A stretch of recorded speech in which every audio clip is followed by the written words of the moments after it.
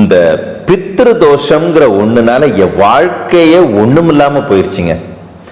மாசம் இல்ல வருஷம் நான் இந்த பித்ருக்களுக்காக வேண்டி தர்ப்பணம் கொடுக்கறத இதுவரைக்கும் நான் மறந்ததே இல்லை.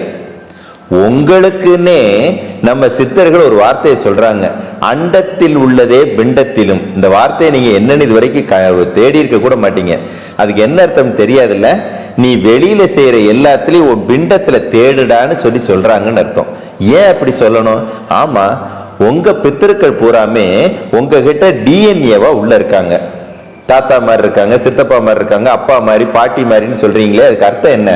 உங்க முன்னோர்கள் டிஎன்ஏ வடிவத்தில் உங்களுக்குள்ள இருக்காங்கன்னு அர்த்தம். அப்படி இருக்கும்போது இங்க இருக்கிற பிரச்சனையை இங்க சரி பண்ண முயற்சி எடுக்காம நீங்க ஆத்தங்கரையிலையும் குளத்தங்கரையிலையும் செஞ்சீங்க அப்படின்னா எப்படி சரியாகும்? எப்படி நீங்க அதுல இருந்து விடுதலை ஆவீங்க?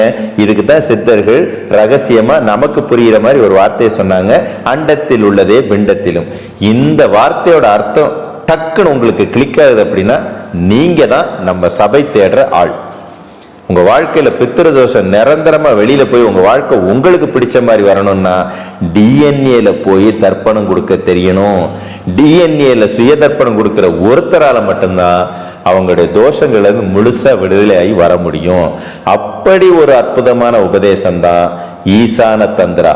டிஎன்ஏவில் இருக்கிற கர்ம கழிவுகளை அழிச்சு உங்க வாழ்க்கையை சந்தோஷமா வாழ வைக்கக்கூடிய சித்தர் முறை சூத்திரம். பயன்படுத்திக்கோங்க.